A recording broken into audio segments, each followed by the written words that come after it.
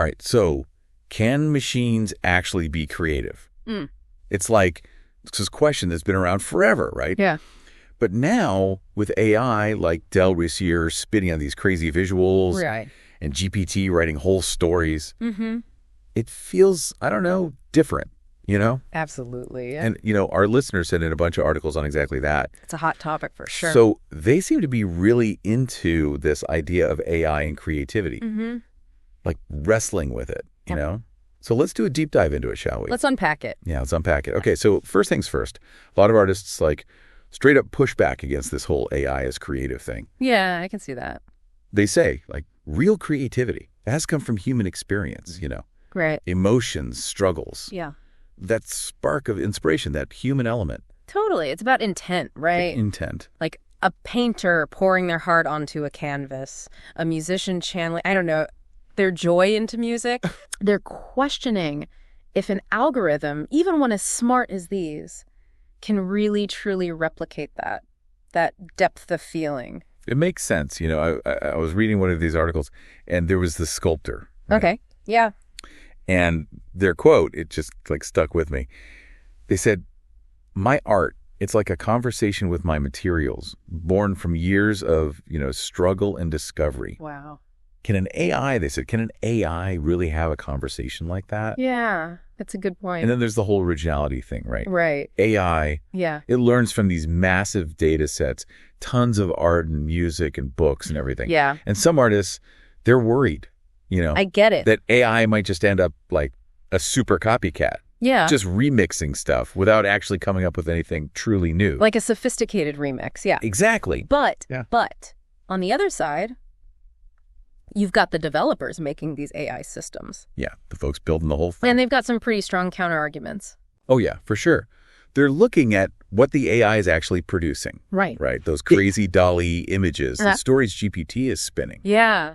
And they're saying, like, hold on, this is new, this is creative. Exactly. They're saying we need to think bigger about what creativity means. Oh, like, wow. take DALL-E, for example. It uses this thing called a diffusion model. A diffusion model? Yeah, imagine like taking a photo and then adding more and more noise until it's just static. Okay.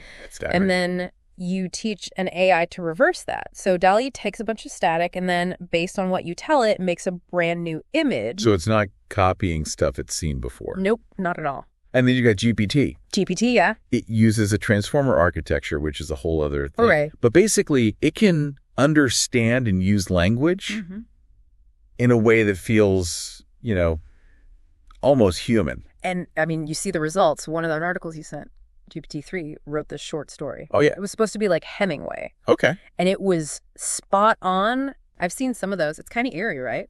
It really is. And the developers will also tell you, AI can be a collaborator. Oh, interesting. Like, imagine an artist using AI to, I don't know, try out variations on a theme. Right. Different colors, different musical ideas, even compose the music to go with the art. So it's like a super-powered brainstorming buddy. Exactly. That takes care of the, I don't know, the more technical parts, the repetitive parts. So the artist can focus on the big ideas. Exactly. That's cool. And then there's this other thing, emergent properties. Ah, yeah, emergent properties. One of the articles mentioned that. Yeah. I wasn't really sure what it meant, though. So it's like this.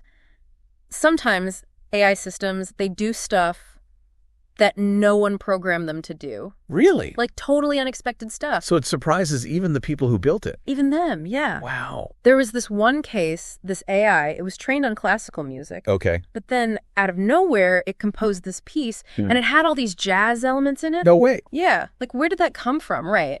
So is that just mimicry? Or is that, you know, is that AI done ingenuity? So is AI riffing? Or is it inventing its own style? That's a big part of what everyone's debating. It's like, on the one hand, you have the artists, right? Yeah. And they care about the intent, the emotion behind the art. Right. And then the developers are looking at the results, the potential. It's like these two different worlds. It creates a real tension. So what do we do? Where do we go from here? Well, maybe. It doesn't have to be humans versus machines, you know. Interesting. Maybe the really exciting path is co-creation. Artists and AI working together. Yeah. I like that. Both sides bringing what they do best. Okay. So walk me through that. Sure. Imagine, like, An architect working with AI to design a building, something beautiful and safe and strong. Okay, yeah.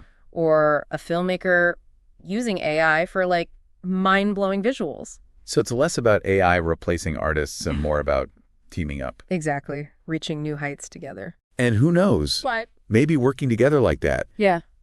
it'll change how we even define creativity. Right. Like, if an AI helps to create something beautiful, something that moves you, Yeah. does it really matter if the AI felt it the same way a human artist would? That's the question, isn't it? That's a question for you, listener.